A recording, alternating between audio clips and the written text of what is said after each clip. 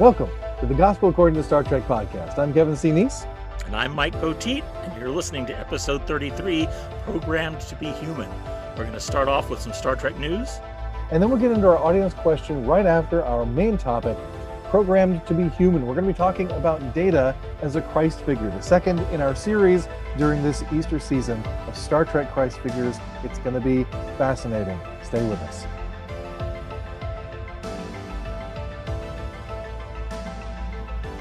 Well, we were planning to have David Atwell tonight, but, life happens. And when life happens, Mike Poteet happens. How you doing, Mike?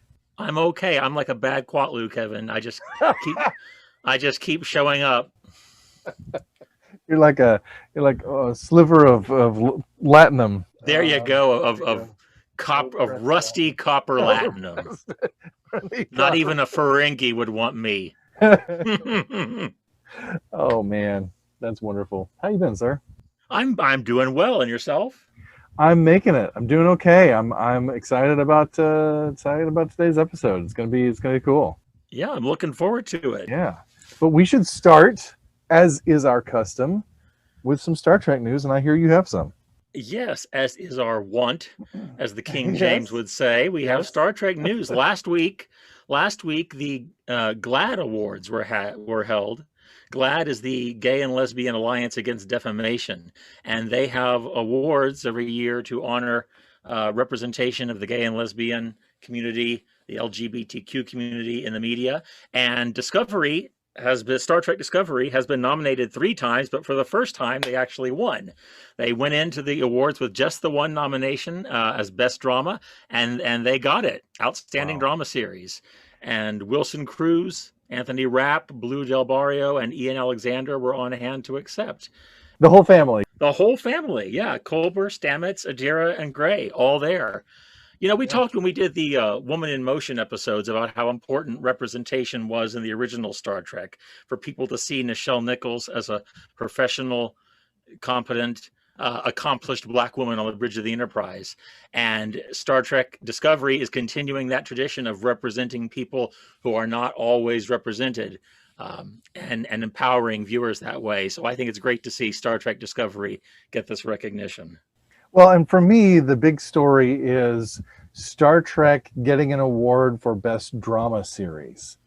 When has that happened? And I mean, granted, and even like with the NAACP award for like Best Director for Hanley Culpepper, things like that. Like, I get that this is kind of within a niche of interest, a niche of ideas, right? That people are looking at, but to get Best Drama Series, to get Best Director, like even within a niche that's not sci-fi. That's right. That's go up against the mainstream and win. Yeah, that's kind of cool. Cool. It's absolutely cool. Yeah. So the other thing is, this is a little less thematic, but it's really cool. We have a release date for the next Star Trek movie. Now we do. Now this has been a point of some discussion on this show. We have had news items that have said, I think the news item that we brought in pretty early that said all of the Star Trek films were dead was correct, because all of the films that had been proposed at that time are dead. They do seem to be. they seem to be, and I think it's probably a good thing. I would not have minded seeing Chris Hemsworth come back as George Kirk in some kind of time travel shenanigans with Chris Pine's Jim Kirk. Yes. But I'm just as happy to be missing the Tarantino take on piece of the action, actually. Agreed. Yeah, I'm very happy to be missing that. That makes me glad. As much respect as I have for Tarantino. No, not on Star Trek, please don't come over here. But I mean, we love you, but don't come over here, okay? Play in your own sandbox, please. But share, kids, share. But yeah, so we have. It's interesting because I think we reported on this that there was that the writer had been selected. It's Kalinda Vasquez. And Kalinda Vasquez has written for Star Trek Discovery. She wrote for Short Treks. I did not know this, but her name, Kalinda, Did you catch the reference? Because you're the TOS guy, right? Yeah. She's named after the character in By Any Other Name, one of the Yeah. Kelvins, or from they were Kelvins, right? I don't recall specifically. From the Andromeda You are universe. the Well, I'm you are the anyway. TOS guy. You should know these things. I know. But anyway, one of the Yeah, aliens in that one of the episode. aliens. Yes. Well, so we knew that a new writer was attached to a new film. So yes, a film's going to happen. But Paramount has announced June 9th, 2023 as the official release date of the next Star Trek movie. So, but we have no idea. Is this going to be a Kelvin movie? Is this going to be something completely else? Is this going to be dealing with any of the existing crews? We have no idea. I don't know. It's all wide open at this point, so we can only imagine and speculate. But yeah, we'll figure it out. I think it's great that somebody from the Discovery writing room is going to be bringing Star Trek to the big screen. I've been, the writing on Discovery, I think, has just gotten increasingly better every episode, every season. So I can't wait to see what they'll do with that much bigger a canvas, although the series itself is pretty cinematic as it is. But when you've got a 2-hour feature length, 2-hour plus, conceivably feature length film, could be really cool. Yeah, I'm excited. I really want to see what happens. I think she's proven herself as a writer, and yeah, it's exciting. It's exciting. So I do need to mention one other thing before we get out of the news segment. And that is that Star Trek has lost an important voice. And that is novelist Margaret Bonanno. Oh, yes. Who is really one of the great Star Trek novelists. Absolutely. She's written some of the most well-recognized and well-honored Star Trek novels like Strangers from the Sky. And it was really one of the greats. And I know that it was not expected. She was only 71. But I mean, her cause of death is listed as natural causes, whatever that means.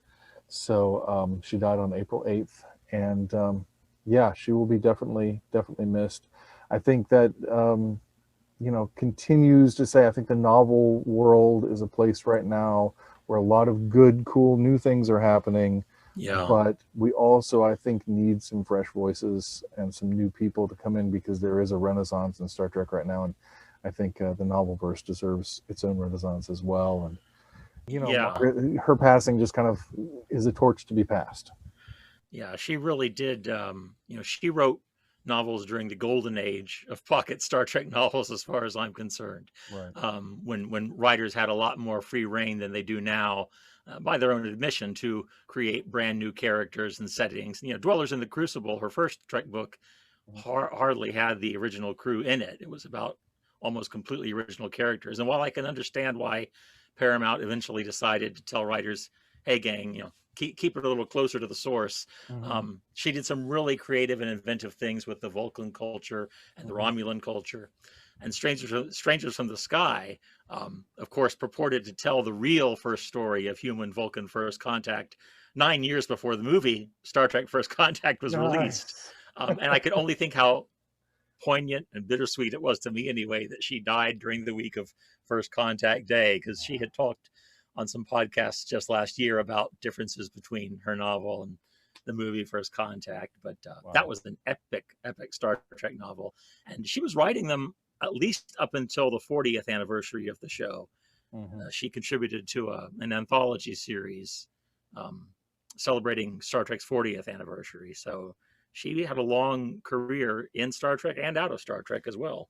And even co-writing a novel with Nichelle Nichols. Yeah, I'm sure I need to check that out someday. Yeah, I was not aware of that until I was researching for this story. So that's amazing. And more Nichelle Nichols on our show, because hey, if we don't have Janeway news, we have Nichelle. Apparently, that's how it goes. But anyway, but yeah. So God bless her and her family. And all of her fans.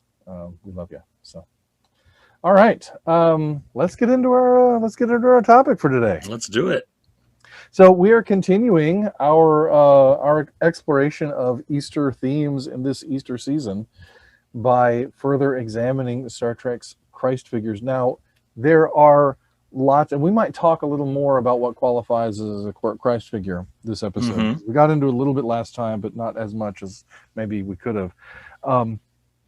But there are several characters, lots of characters that we could, for one reason or another, maybe refer to as a Christ figure, as Christ figures. But we selected three. These are the three that are the first three that I really discovered, and they're the three that I think are the richest and the most interesting out of all of the potential candidates out there.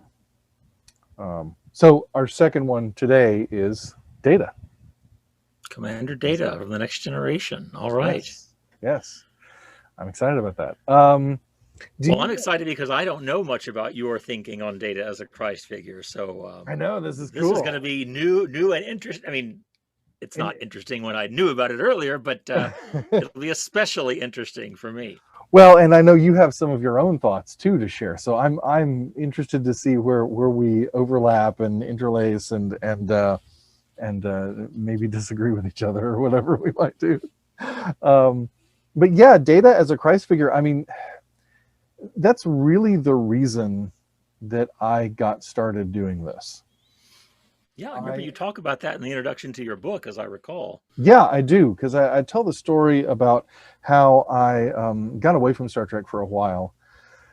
After there was a lot of Star Trek on TV, and I found it hard to keep up with. This was in the day before DVRs. This was in the day before streaming. This was, I mean, even catching it on my VCR was difficult. Just because the television that I could watch Star Trek on was the small black and white television that we had, which couldn't connect to the VCR. And people wanted to watch other things on the big color television. So most of the time I didn't get to see Star Trek. You got the boot. You got the black and white. Right. I'm a next gen kid, and I watched a ton of next gen in black and white. People. Next gen noir. Oh, that's great. But anyway, case in point being that I would miss episodes, and it was really hard to catch up at the time. And I knew the series was winding down, and I didn't want to skip any episodes, and it became really difficult. I was a senior in high school. It became really difficult to catch up and everything, and I just got away from it for a while. And during that time was when I went to college, and because I had a scholarship to do so through my wife's granddad. And he provided scholarships for lots of people at my alma mater. Yeah, he was a really, really generous and great person who wanted to share what he had with others, and he set up a fund he funded so many students at my alma mater, but also all his grandkids got to go. And so when I became a grandkid, it was offered to me, and thanks be to God, my bookstore manager at the time encouraged me to go. And I'll tell the story for those of you who are thinking about education. He said to me, I'm a manager here in this bookstore, and that's great, but I've got this book that I've been working on for years on this topic, and I can't get it published because nobody will see me as any kind of authority. But if I had started it, if I had started 10 years ago, taking one class a semester, I could have a degree by now, and people would listen to me. And he's like, if you have a chance to get a degree, go for it. And so I went in, going to get a degree to get a better job in video production and film, and I decided to take an intro to philosophy course. And that's when I sat down for my first lecture with Dr. Noggle, who is my mentor. We talked about the book, The Good, the True, the Beautiful, that I just co-edited in his honor. And it changed my whole worldview. And I saw that there was no separation between the sacred and the secular. That God was about telling God's story anywhere and everywhere, and especially through our creative efforts, and even when we're unaware, as I often say. And so when I came back to Star Trek, it was with these new worldview lenses on, and I had not seen Nemesis yet. And so I watched Star Trek Nemesis, and I know Nemesis gets a really bad reputation. I loved it the first time I saw it, just because it was like, it's new Star Trek with my family, the Star Trek. Yeah, love, right? And in color. Yeah, and in color. although its palette is pretty dark, but it is in Right, color. that's true. It's in pretty muted color, but it's in color. I did see a lot of Star Trek in color, but I did watch a lot of it in black and white. But yeah, so I loved it the first time. The flaws were completely lost on me, but I do think it's underrated as a film because I think while the Picard story has lots of problems, both both in the writing, both in the writing and in the execution. I love Stuart Barrett. He's a great editor. He edited one of my favorite films, Superman the movie, but he's not necessarily the best in the director's chair. But it's not all his fault. It's mostly the script because, Star Trek usually stands or falls on the writing. And but the Data story is really strong. I contend to this day that the Data story is strong, and that's why it's not my least favorite Star Trek movie. Right. Like we talked about last episode. Right. I'll just throw this out there as something to put a pin in, and then we can go back to Data. But as far as Nemesis story overall, it works a lot better if you read Bram Stoker's Dracula novel and then watch Nemesis, because it really has a lot of thematic affinity with Dracula. So, well, and for whatever it's worth, it might be the first great Star Trek vampire movie. Ooh, I got to look at it in that context. Ooh, I got to get with my horror friends on that one. That's fascinating. Well, and I will say also that I think the film would have worked better as a novel, just because I think one of the faults of it is technological. Because they didn't have Patrick Stewart play both roles. Yes, they really should have done that. Really should have done that. Yeah. Or at least should have tried it before going the other route. Yeah, it was a bad. It undermines. But anyway, we're getting off on the film itself. We'll do the film itself some other day. Yeah, let's do. The Data story, and spoilers for those of you who haven't seen the film. I mean, what is it? 25 years old. I don't know how old it is. No. It came out in 2002. So it's having a 10th anniversary next year. So, 20th anniversary next year. Gosh, time flies. whether or not you're having fun. Yeah, right. 10th anniversary is next year. So the Data story, I think it was not until the credits were rolling and I was crying my eyes out that I realized, oh my goodness, Data is a Christ figure in this movie. And it just hit me, and I started thinking about it. And I was so fascinated with it. And then I thought, well, what if Data is a Christ figure? What if I can find other ways that kind of unintentionally foreshadow Data as a Christ figure throughout Next Generation? And I decided I was going to make that my conference paper that year. Oh, cool. And so I watched through Next Generation, or started watching through Next Generation. And then the Abrams film was coming out, so I started watching through original series as well. And by the time I was doing that, by the time I saw the Abrams film, I was seeing that there were themes that related to my faith and that deepened and broadened my faith all throughout Star Trek. And so that changed the focus of my paper and the rest and of your writing career. And of my writing career, because paper became a book became 5 books, and here we are. So before we get into this too deep, let's take a minute and talk about when we say Christ figure. Yeah. What do we mean? As you say, we touched on this a little last week, but like when I say Christ figure, I mean a character in literature whose story or character has notable parallels to Jesus as presented in the Gospels, and I mean, that's a kind of a dry textbook definition, but what does it mean for you to say some character in any piece of literature or film is a Christ figure, and why should we care? That last part is a really good question. So there is, I don't know if I should mention her by name, but there is a writer who I worked with in the past, who was a college student at the time that I met her, and she was working on a paper. And she had quoted me in the paper from the old blog talking about what a Christ figure was. And I had said that a Christ figure was a character that basically shared any quality with Jesus. Okay. And she quoted this back to me, and I immediately saw that I was wrong, because she was arguing that Sarek was a Christ figure. No, not Sarek, Surak. Oh, okay. Patron of Vulcan philosophy. In the Savage Curtain. Exactly. Yes. Yeah. And And I was like, no, I don't think that's right. I don't think Hmm. Surak's a Christ figure, but I couldn't put my finger on it. But it didn't feel right to me. And I was like, no, I really don't think that's right. But I went on with life, and she was like, well, I'm sticking with my thesis. And I was like, that's fine. You're welcome to do that. Mm-hmm. And you can Mm-hmm. quote me because, I said it, even though I think I was wrong.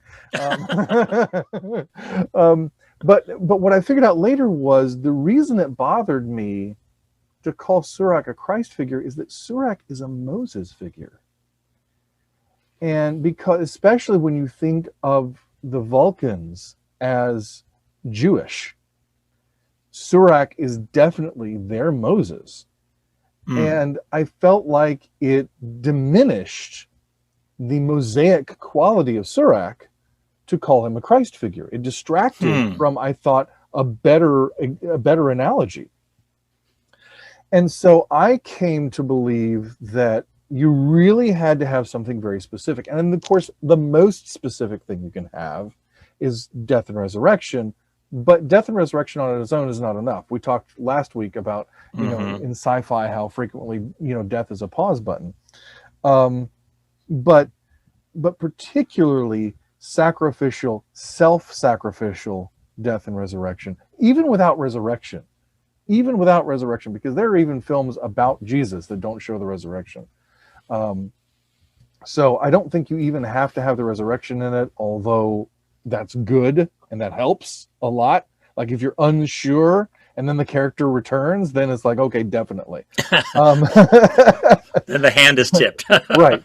But I think just sort of that is sort of a basic quality that a Christ figure should have. And then anything beyond that just makes it deeper and richer. And I think we see that. We talked last week about some qualities. There are more, but we talked about some of the qualities of Spock that help Mm-hmm. qualify him as a Christ figure. And Data shares some of those qualities, but in some different ways. So for me, yeah, it was that moment of self-sacrifice that made me start thinking of Data in that way. And I would say now that that's probably, I would say call that probably essential to being a Christ figure, because there are a lot of good teachers, there are a lot of kind people, there are a lot of wise leaders, there are a lot of Yeah. prophets, and Jesus is all of those things. But I think if you're going to say Christ figure, then you're talking about Jesus' messiahship. Okay. And I think Jesus' Yeah. messiahship is rooted in his conquering of death, particularly if we go toward the Christus Victor model of atonement. Right. But also, even if we're talking about substitutionary models or any other kind of model, when the character is dying in place of someone else or on someone else's behalf, or to save others, I think that it's a salvific act. I think that also resonates. Yeah. I So will say with the woman who thought Surak might be a Christ figure, based on the Savage Curtain alone, I can see that because as I recall, Surak, well, it's the image of Surak in Spock's mind, right? That right. the Excalbians draw from. The image of Surak does, I guess he's not going off with the intention necessarily of sacrificing himself. Maybe that's the Mhm. distinction, but he does give his life, whatever that, again, he's a created image, who knows what that Right. life might be. But this idea that Surak is going to go negotiate in good faith for peace, even at risk to himself, in Spock's mind, that's consistent with who Surak is. Yes, Um, and it is consistent with who Surak is, yeah, but I think you still have to separate Surak in that event, just like you would Abraham Lincoln, yeah, from the actual historical Surak. yes. But I think there might have been a good basis for it, based Agreed. on what Spock knew about Surak. I Yeah. don't know. And also the I just want to mention in passing that the Gospels spend, especially Matthew's Gospel, Hmm. spends a lot of time developing Jesus as a Moses figure. Again, not to True. say Jesus uh, is only like Moses. I mean, Hmm. the verse in many Gospels, I think, is something greater than Moses is here, someone greater than a prophet is here, but Right. that Moses typology, especially in Matthew's gospel, again figures very prominently into developing what it means for Jesus to be the Christ for these Jewish authors writing for Jewish readers. Um, So just to keep that in the mix. Yeah. Well, and I'm sure you know more about that than I do because of your work um, with the author you mentioned last week.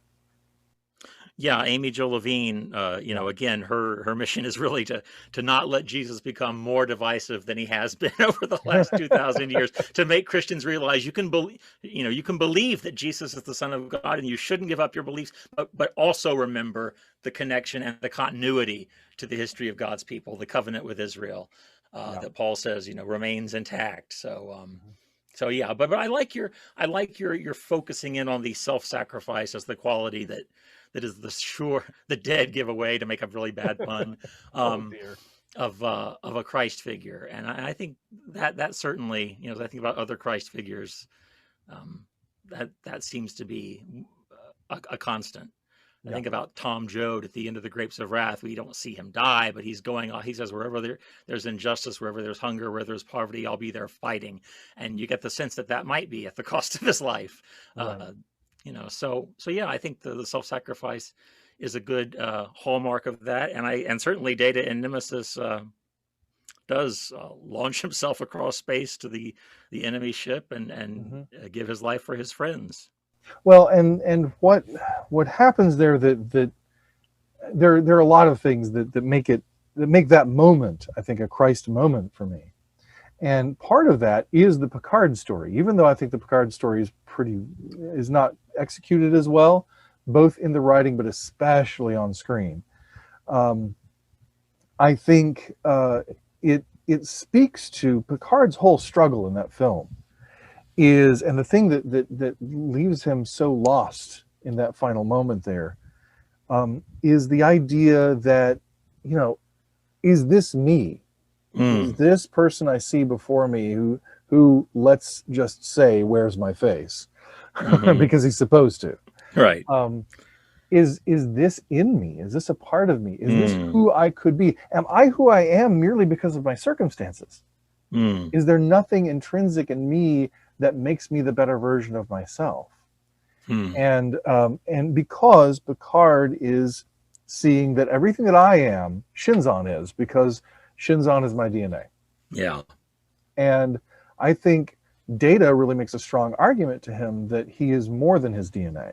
Hmm. And I think that's an argument that Star Trek makes repeatedly, Oh yeah.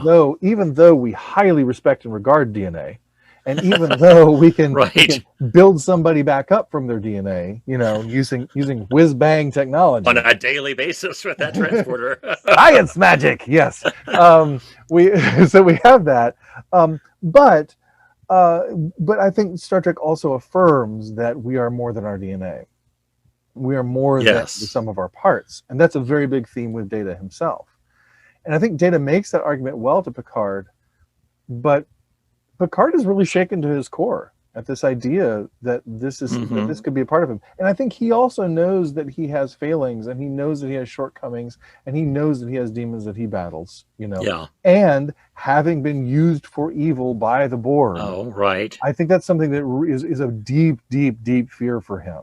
The Yes. idea of himself being turned to evil. So it's not just about that, but I think it's a little bit of a PTSD moment there when he comes Mm. face to face with Shinzon, and Hmm. Shinzon dies, and he is frozen and he cannot move. Yes. Oh I yeah. think I think it's all of those things coming together for Picard in that moment. I think it's a beautiful. It's a weird moment, just like cinematically, because how can he pull that thing off the wall? And it's very strange, but symbolically, and of Yeah. course, Patrick and Tom Hardy's performances are just spectacular, and it's a great Right. moment.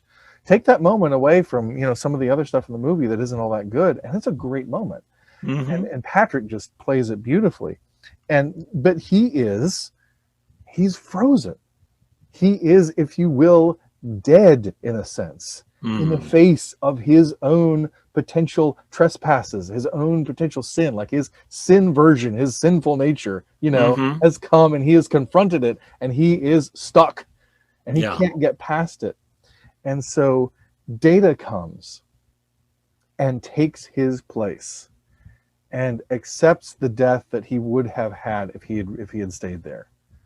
and dies literally in his stead, and gives him his own, personal transporter, gives him his own sort of Right. get out of jail free card, if you will, his own righteousness.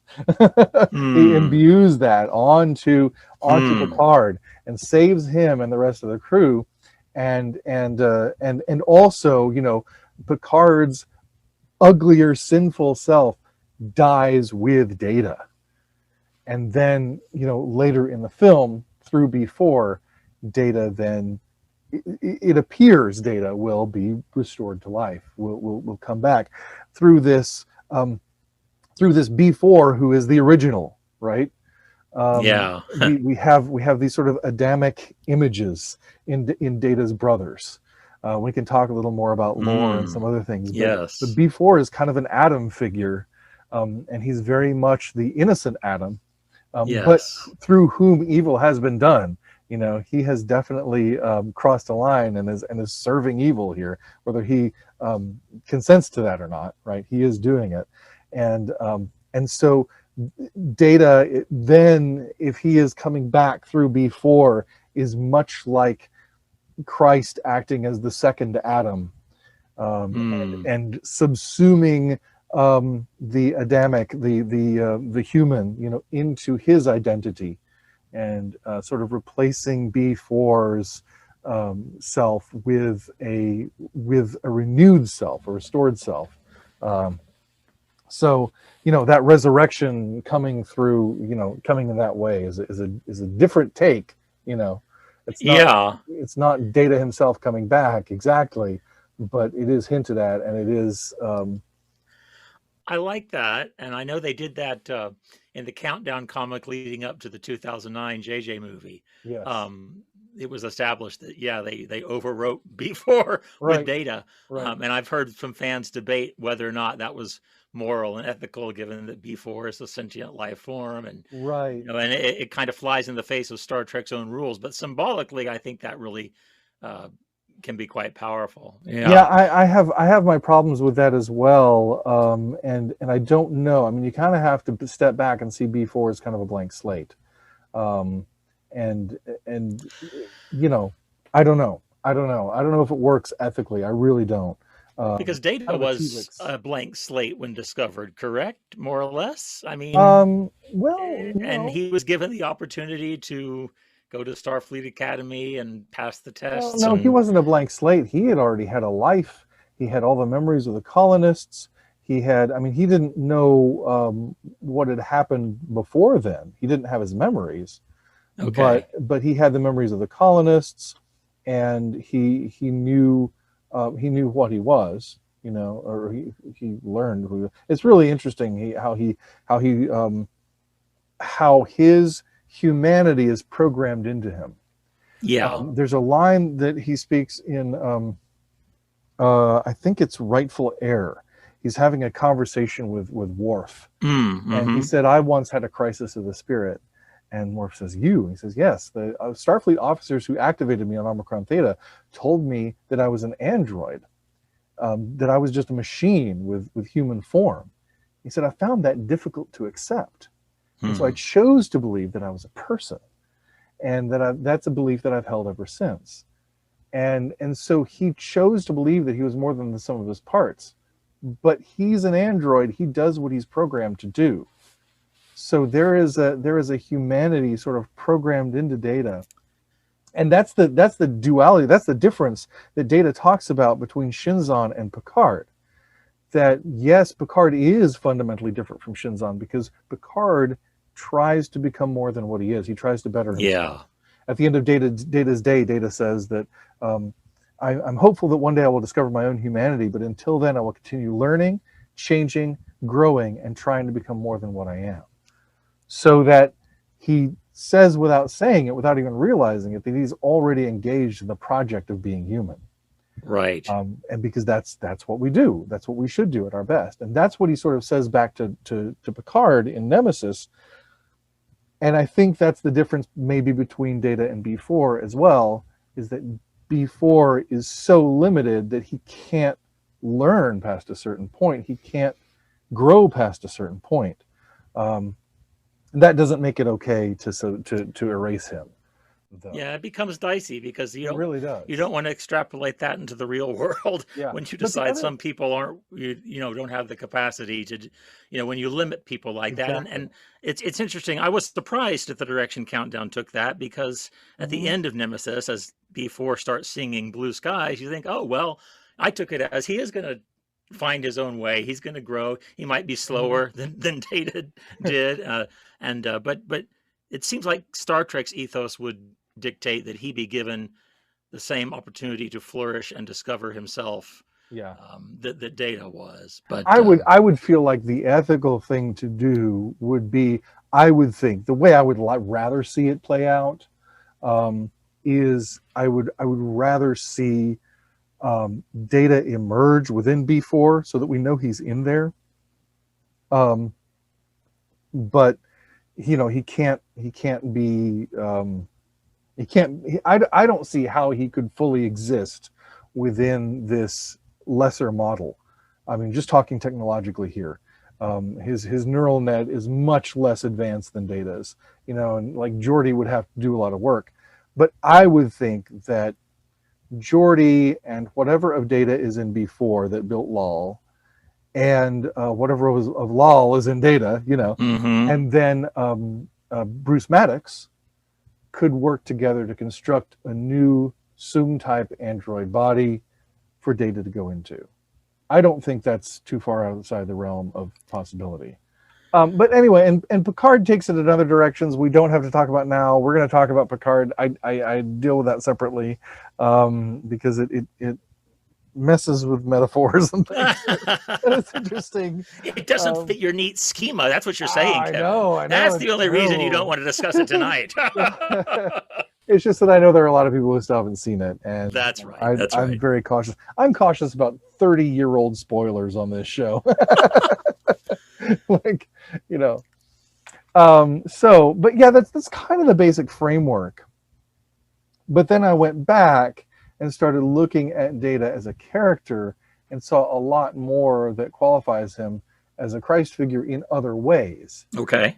And of course, he has a lot of self-sacrificial tendencies, up to that point, as Spock does as well, willingness to give himself. Right. But he also has, like Spock, a dual nature that is both human and superhuman. Because, like I was saying earlier, there is a humanity to Data. Absolutely. His creator's fingerprints are all over him, Mm. and I think we bear our creator's fingerprints. He's And literally created in the image of his creator. right, created in the image of his father, and of course, Yeah. Jesus' relationship to the person of God that we call the Father, um, is similar in that way. Yeah. He is created to bear the image of God in a very Uh-huh. special way, in a very unique Right. way. Right. And really, among his brothers, he is created to bear the image of God in a unique way, or the image of Dr. Soong in a Mm-hmm. unique Mm-hmm. way. And so there is, in a sense, this superhuman nature that he has, that is sort of his basic being, which is being an android, much the way Spock has a superhuman nature by being Vulcan. And then Spock then has human parentage and human emotions and all those things. Of course, Vulcans have emotions, but and Data has those things in him too.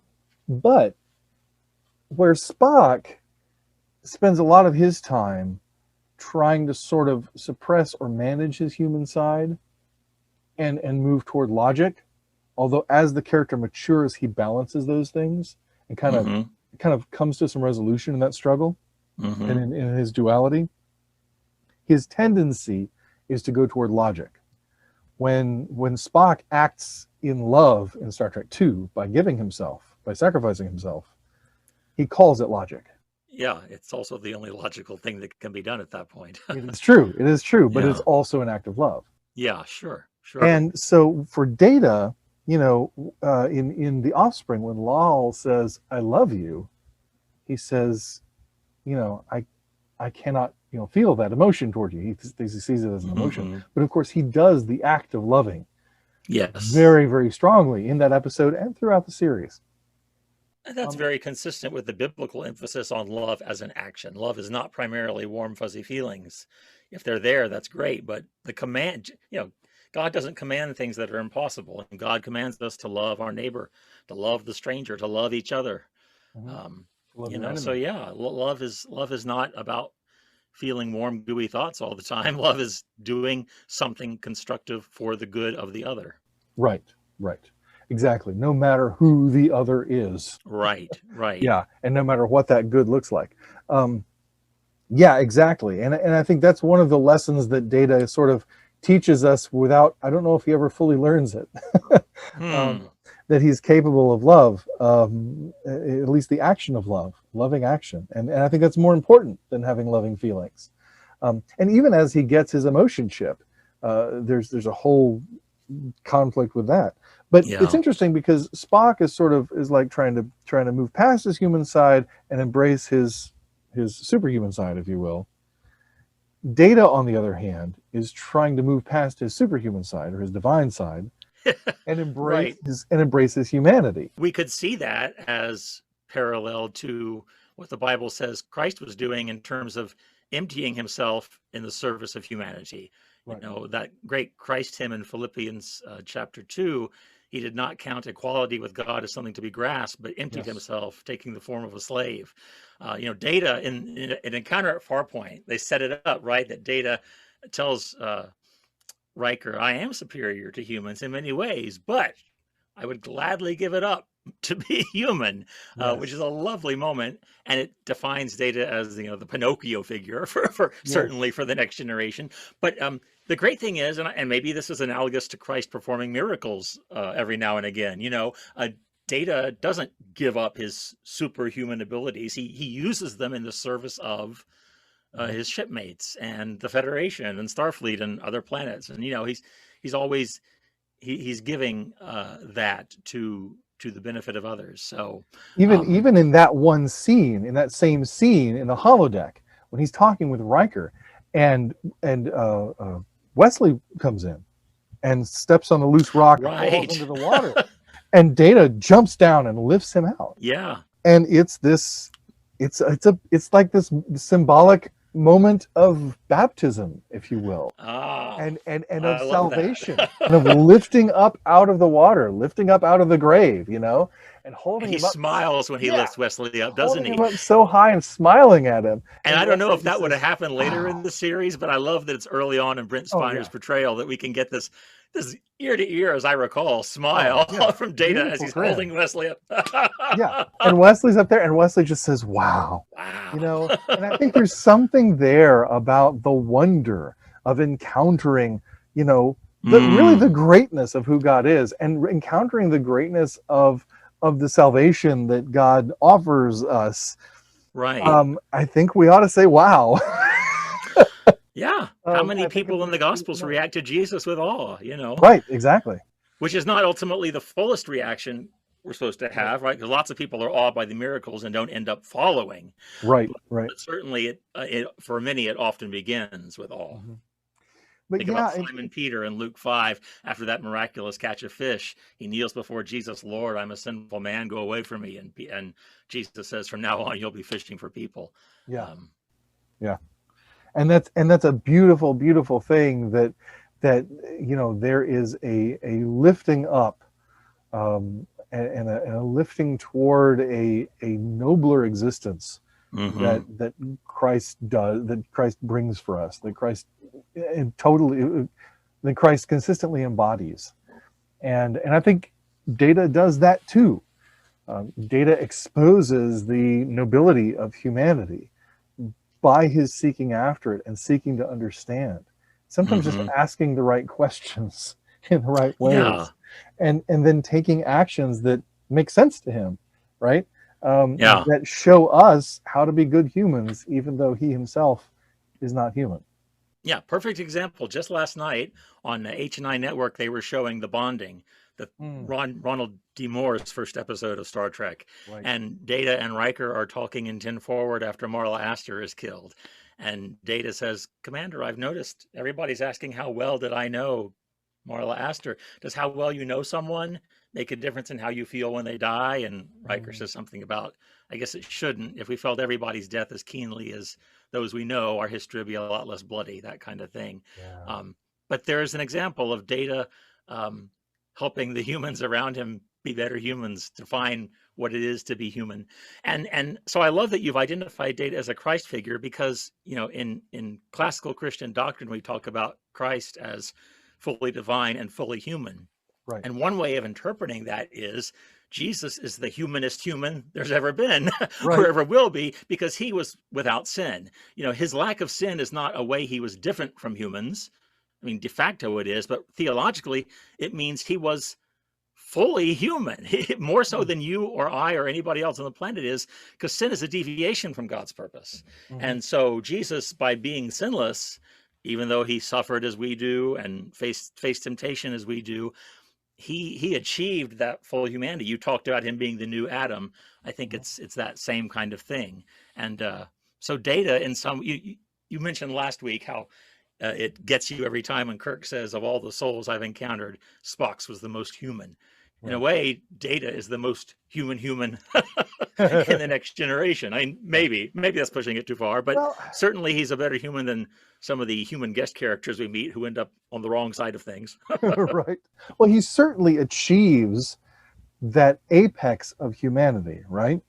And he certainly becomes a model human by doing this thing. But as I said, his humanity is something that is deep in his programming. Yeah. It's something that Dr. Soong put in him. There's episodes, I've lost the title just now.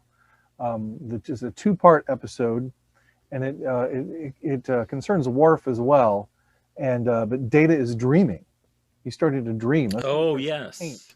And he starts encountering Dr. Soong in his dreams. You know, and Dr. Soong is saying, "Wow, you've really grown. If you've reached this part of your programming, you've really grown."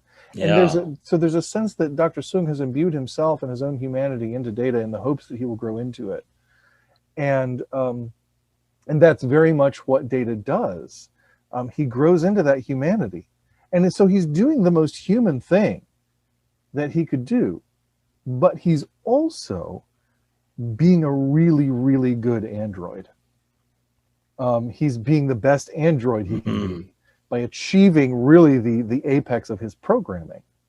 And so in the same way, when we look at Christ, and this brings me to something, but when we look at Christ, when he comes to this earth and lives the life that he lives, teaches the things that he teaches, performs the works that he performs, and then sacrifices himself and conquers death, we're seeing him do, like you say, I mean, the most ideal human thing he can do.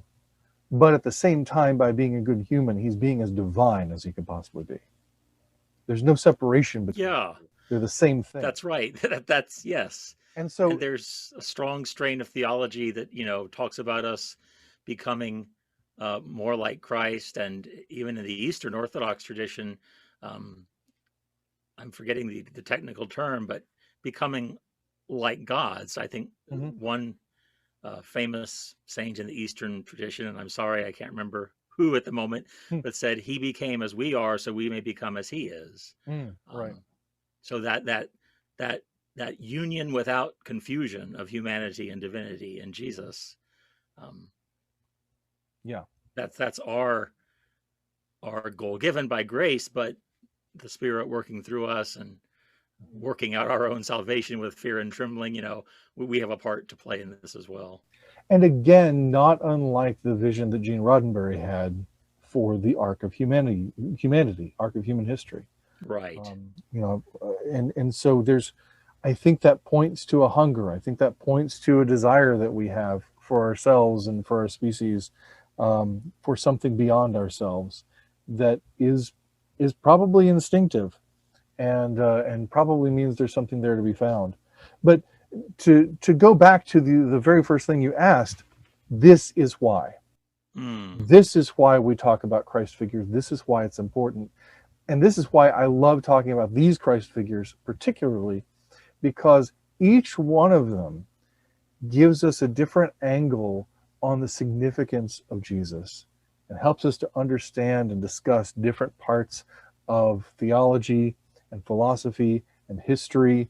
And we throw around a lot of different ideas around here. We've talked about different theories of atonement and whether they're mutually exclusive or not and all that. Theology and philosophy, these things are a journey. The life Absolutely. of faith is a journey. The life of the intellect is a journey, and we take different paths. We choose different roads. We come to different conclusions. But I think, again, like I said last time, it's that centrality of Jesus. It's that mustard seed of faith that his is the path in which to follow. That I think is the most important thing. I don't think it matters, how well we have all this nailed down. I think these are all great ideas to keep talking about and keep pondering and seeking that truth and that goodness and that beauty wherever we can find it, because it all does belong to God. It all comes from God. So that's why we discuss. That's why I think that's a good reason. exploring Christ figures. I think that's a good reason, and I often wonder, are we sort of privileging our own story when we as Christians talk about Christ figures? I mean, as I said last week, it is undeniably one of the most influential and omnipresent stories in Western culture. And, there are lots of reasons for that. Not all of them good. Christianity went through an imperialistic phase starting in about the 4th century. And so it's not surprising that the story of Jesus would be well known over the face of the planet. But I hope and believe that there is also something divine in the fact that the story is so deeply ingrained in the culture, in the world. When we were talking about this series of episodes on Christ figures, I wondered how it might relate to what J.R.R. Tolkien believed about the objection that C.S. Lewis had to Christianity. They were both professors at Oxford and friends. And at the time, Lewis was an atheist. This was well before Mere Christianity and the Narnia books and all that. Right. And he objected to Christianity, he said to Tolkien, because there's so many ancient myths before Jesus of the dying and the rising God and the miracle workers and the virgin births. And he could point to parallels, and they are there in other religions and other cultures and other myths well before Jesus. And Tolkien didn't deny it, which is what I love. He said, yeah, they're there. But in the life of Jesus, myth became history, legend became truth. And that eventually was one of the key things that led Lewis to faith. So I hope and believe it is not just an accident of history that the Jesus story is so omnipresent. It's also the Spirit working the Spirit's way in the world. I agree with you, and I feel also, I think that's such an important angle to recognize that if we look at it from this perspective, that Jesus is the reason, or Christ is the reason, God is the reason that we tell the stories we tell. And I think God is the reason we tell all of the stories we tell, because I've heard it said that every story is really about love. And if God really is love, then every story is about God. But I think that the stories we tell are helping us to understand our human existence. Our human existence is the way in which we learn to live as the Imago Dei, the image of God in which we were created. And I think there are parts of that story, parts of that understanding, parts of our relationship to God that we will miss if we don't have conversations with people who tell different stories. Yes, good point. Good point. Just like you were talking about it earlier in the episode, having a conversation about Jesus in his Jewish context is incredibly important. And it's incredibly important to have a conversation about what a Jewish context is with a Jew who may not necessarily recognize Jesus as Messiah. Right. And it's also very important to have conversations about what is true and what makes us human, what makes us who we are, with people who are outside Judaism and Christianity, who are, I mentioned Penn Jillette, just listening to him as an atheist talk about why he holds the ethics he does, why he holds the view of humanity he does. I think that's brilliant and that's great. And I think that's part of this story. That's part of the narrative that we're all a part of, that we're all caught up in. Right. that is ultimately, I think expressed in Jesus. And I think as we keep seeing those corollaries, as we keep seeing those parallels, that resonance, I think it continues to lead us back to the idea that there's something to this particular story. Yeah. So I do remember one episode, though. We're talking about how Data helps the people around him become better humans. And I remember one episode, Hero Worship, where a boy idolizes Data. I forget Yeah. exactly the why and the wherefore, but he does. And he starts going around acting real robotic Yeah. and not really like Data at all, but he thinks he's being like Data. So where does he go wrong, that kid? Because where is emulating Data not quite the right way to respond to Data? Well, And are there any parallels, pro or con, to this idea of Data as a Christ figure in that? that's really fascinating. And I hadn't really necessarily thought about that episode in that context. It's one of my favorite Next Generation episodes, one of my favorite Data episodes. It's really great. It's one that I grabbed audio clips from and listened to them over and over. But when he and Timothy is the boy's name, and the story, though, the story behind Timothy is he has lost his parents Oh, that's very right. tragically, and he is, and Data saves him. Data rescues him from the ship and everything, and so he kind of imprints on Data, and clings to Data, and uses Data as an example of trying to kind of suppress or escape from his own emotions. And That's right. so and this is actually a great scene. It's a great scene because I just love the line that Data has, which is the complex polysaccharides in reaction with the carbon dioxide produces an unusual combination of texture and effervescence. I love that line.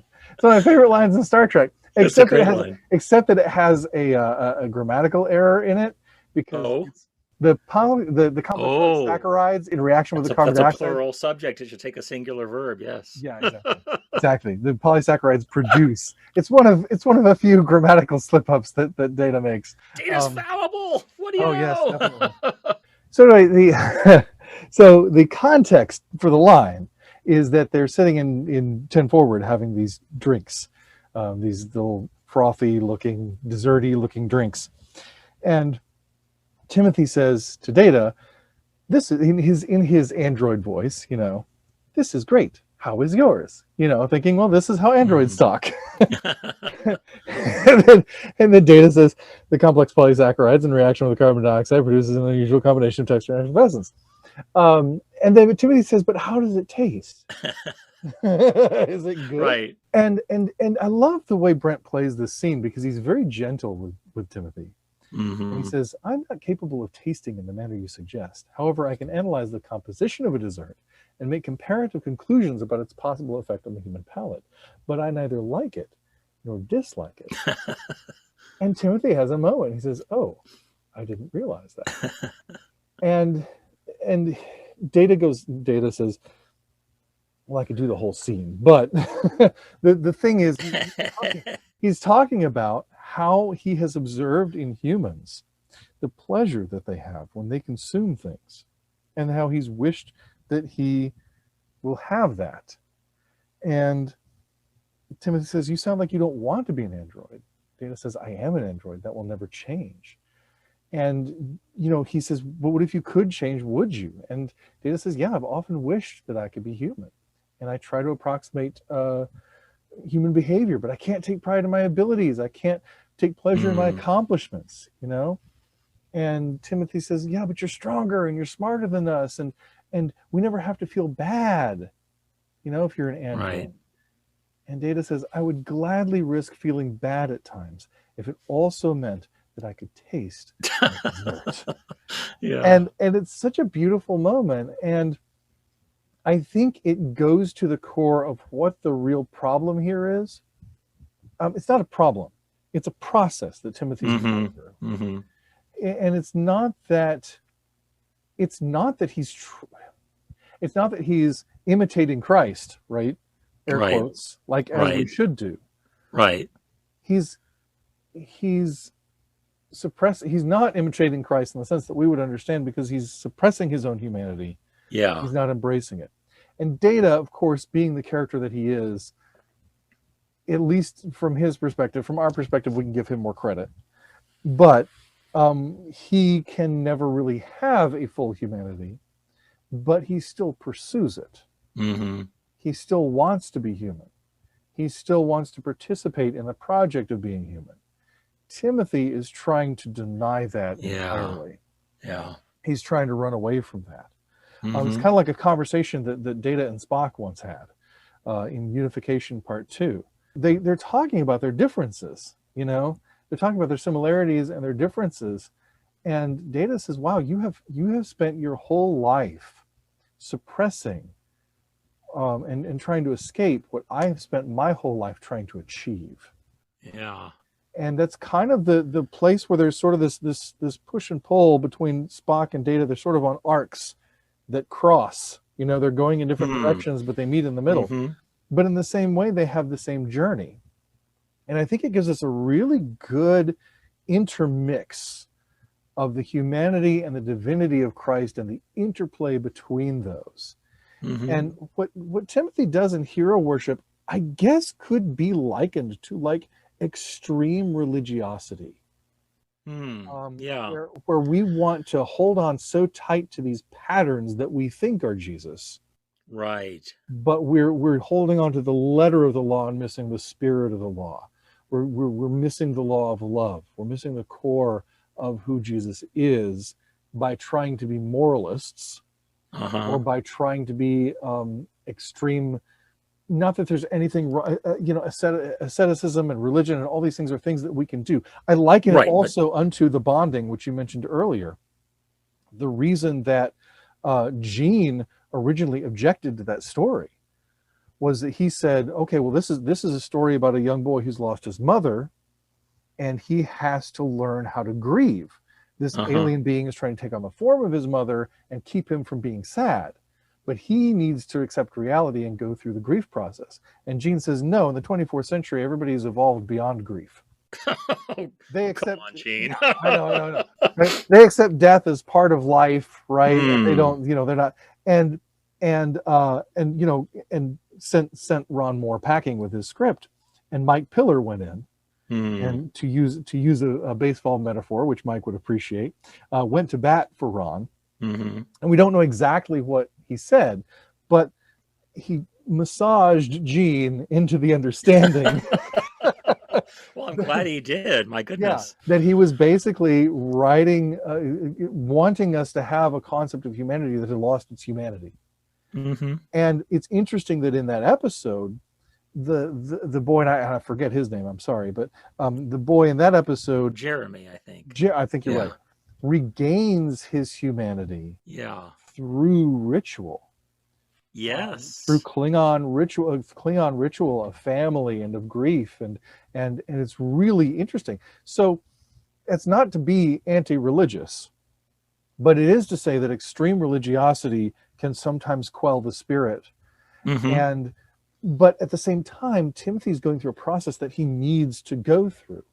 And Deanna is working with Data through this whole time and counseling him about how to deal with this. Right. It's okay for Timothy to go through this process of wanting to escape his emotions and wanting to be Data. That's helping him ease into the process of working through his grief. Let him do that.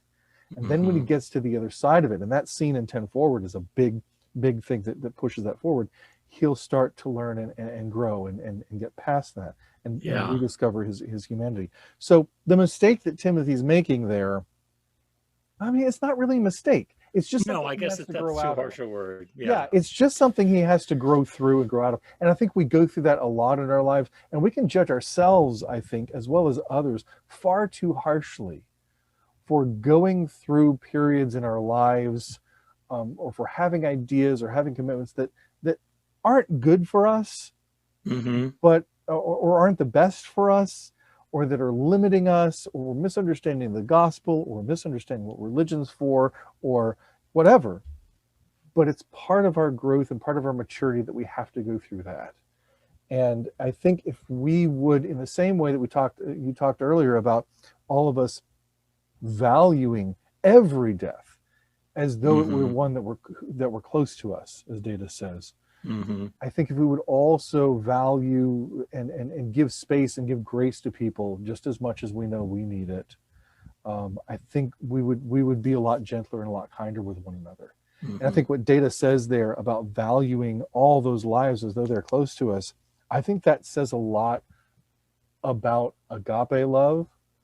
I Yeah. think it says a lot about that deep, abiding, unwavering, and absolutely evenly distributed love of God. Mm-hmm. That God's love isn't just, yes, for you and also for them and also for them, but equally for you and yes, you and yes. Yeah. It is not a limited resource. Not a limited resource, is unchanging, and is the same yesterday, today, and forever, even as his mercies are new every morning. Um, I think that's the beauty of the gospel. I think that's the beauty of the love of God. Amen. And yeah, so yeah, that's why we talk about Star Trek. Works for me. Works for me. Works for me. I mean, you said that all stories, or you quoted somebody saying all stories are about love. Yeah. Um, I don't know. I don't think all stories are good stories worth telling. We can tell ourselves some pretty negative and self-destructive stories, Yes. but but I think God can use any story to surprise us with love. Well, and Um, I'll tell you this too. Something that Billy Crockett, singer songwriter who I've admired for many years, said years ago. He said, "Truth in art can be exposed in one of two ways: either by telling a story that is genuinely hopeful, or by telling a story that's bleak, that leaves a hole the shape of what's clearly missing." that's And nice. and sometimes our stories are not good stories, like you say, but understanding, when I talk about all goodness is God's goodness, all truth is God's truth, all beauty is God's beauty, I don't mean that anything you just pick up and decide is good is God's goodness. Anything you pick up Mm-hmm. and decide is truth is God's truth. Anything you pick up and decide is, although beauty is much more subjective. But that if we learn and understand what is truly good and what is truly true, and we keep asking those questions and trying to learn those things, then we will understand where real goodness is, where real truth is, where real beauty is, and those things are where God reveals God's self. And Yeah. And as so, Christians, we believe we look to Jesus to learn what is truth, what is goodness, what is beauty. You know, in right, Philippians, Paul talks about keeping these things in mind, what's good and true and beautiful and virtuous and noble, and all those highest of our ideals. We believe they don't just come out of us. We learn what they are by looking to Jesus. And I think seeing Christ figures in the stories is one way we can learn to do that, as well as, of course, we learn through the Gospels and through our own relationship with God and with Christ, and also hearing other people's stories, like you said. And we as Christians might judge the stories, but we don't have to judge the storytellers, right? We love the storytellers. We especially if they're telling what we find to be bleak and hopeless stories, we may think of how can we love the storyteller um, without subscribing to the story, if that makes sense. well, how can we love the storyteller without dismissing the story? Yes. Because Yeah, that's right. That's right. That's right. a lot of stories really are bleak, and that's what the resurrection is about. That's what the ultimate culmination of the story of Christ is about. It's about the hope of redemption and restoration. And that's available in this grand narrative, right? Right. But it's also available in these tiny little pockets of existence where we demonstrate and show and give hope to one another. Maybe it's a bottle of water, you know, Mm, but if you give even a cup of cold water to one of right. these, you will not lose your reward. And I think that's what we're here to do. We're here to encourage one another and help one another, and encourage those things that are good, and encourage those things that are true, and Mm-hmm. encourage those Mm-hmm. things that are beautiful, wherever they may be found. And that's part of the story of restoration. It's part of the story of redemption. Good reason to care about Christ figures. Indeed. All right. So That's good. I think we're going to continue to have very interesting conversations about Christ figures in this series. There's more to talk about with Data, as there was with Spock. If you want to hear more, let us know. You want us to do a full episode on Nemesis or something like that, let us know. Because as usual, it was totally planned and very tightly scripted. So we nothing but right, for we this went to some interesting podcast. places. But anyway, I think we should probably turn to our audience question. Yeah, let's look in the mailbag, and we do have a question for you. Uh, The actual mailbag. letters from actual viewers, as David Letterman used to say back in the day. But so here's a question. They were all written by Paul. That's right. I'm flapping a blue index card against my hand. You can't see it, but and then I'll throw a pencil over my shoulder and break a window. Right. All right. So the question is actually pretty interesting, kind of thought experiment here. What would Star Trek be like without Star Wars? And I guess the audience member means, what would the franchise be like today if Star Wars hadn't happened, or something along those lines? But what do you think? Let's speculate a little. What do you think Star Trek would be like now if Star Wars had never burst onto the scene? It's hard to say. I think by now we would have had a revival series at least, because of the age that we're in. You know, where everything gets revived. Yeah, since the 90s, we've been going back to older properties and reviving them. Some of them as old as the 1960s, like the Wild Wild West or Lost in Space. Yep. Things of that nature.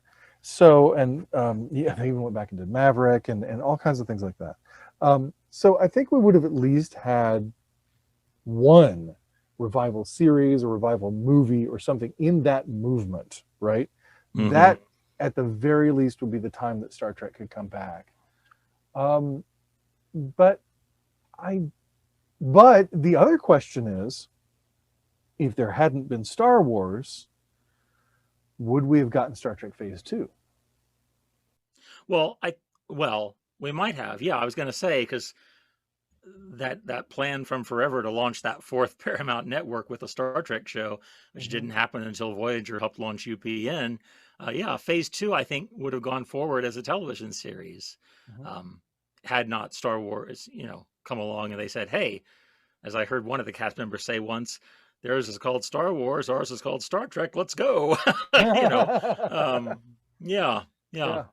Well, it's interesting to think about that, because it's I think it's more than that, though. Of course, at first, you have the motion picture, which both revives and almost tanks the franchise, and then Star Trek 2 really actually saves it.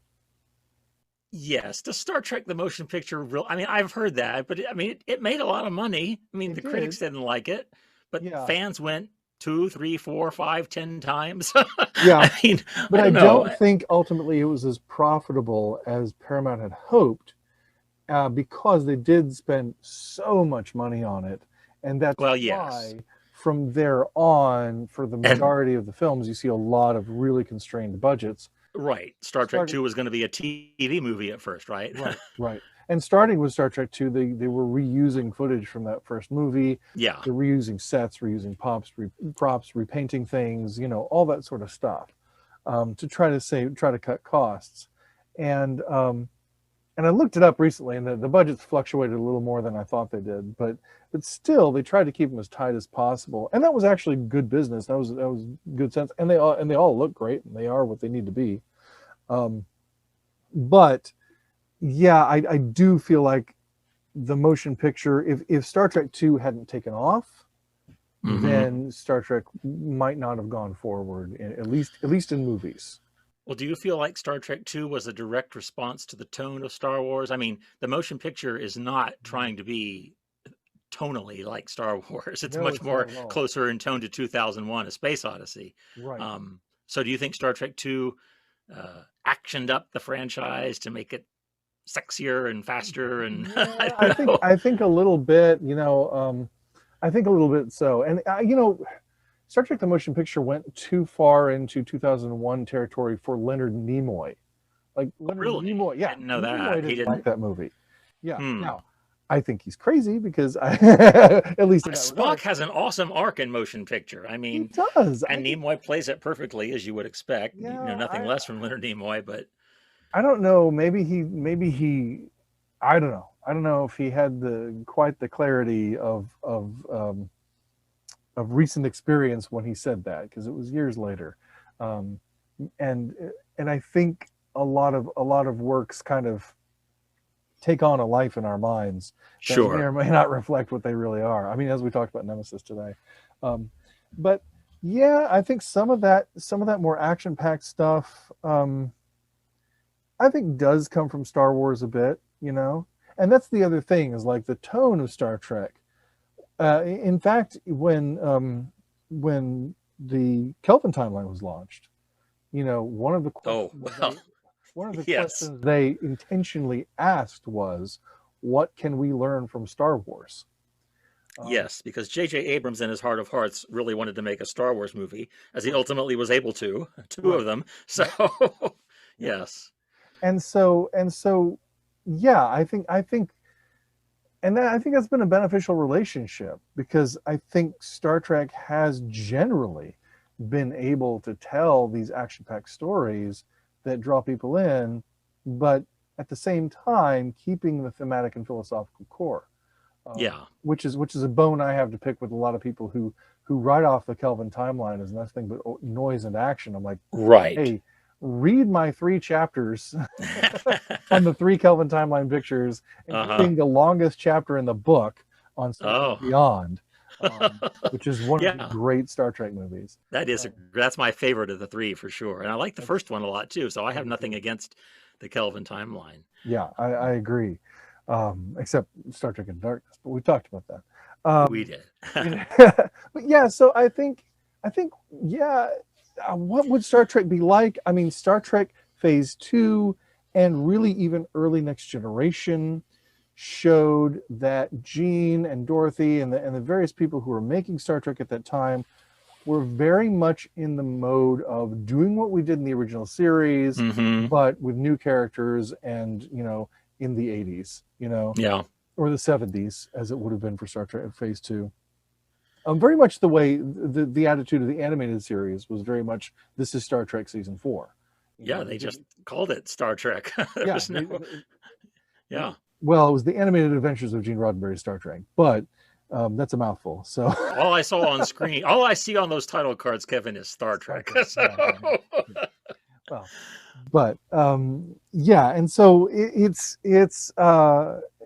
they're very much that mentality, and you see in those early stories, even the TNG episode "The Child" was originally written for the original series.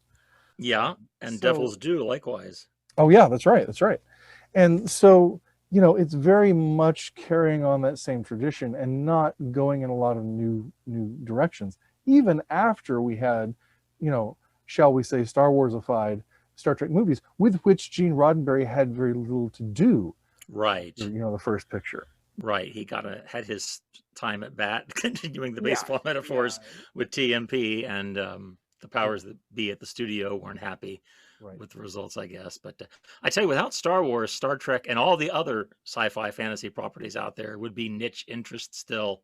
We would Mhm. not be living in the golden age of geekdom that we are That's true. without Star Wars. So, and I used to be one of those fans back in the 80s. Going uphill to cons both ways and that kind of thing. Yeah, Star Wars, all you do is blow things up. Right, right. Luckily, I've come to a more mature place since then, and I enjoy it all. Not only Star Wars and Star Trek, but so many other franchises as well. Mhm. Even though Star Trek's always got first place in my heart of hearts. But Right. it's interesting. I know one specific way some people have complained about the latest series being Star Warsy is that when they go to warp speed, it looks like they're in hyperspace Oh, with the swirling clouds outside the cockpit, yeah, especially yeah, in Star Trek Picard. yeah. That's not what warp speed looks like. You showed us this on the Next Generation. You were right there, Captain Picard. What do you? Anyway, but that's a surface issue. Yes, it is. It is.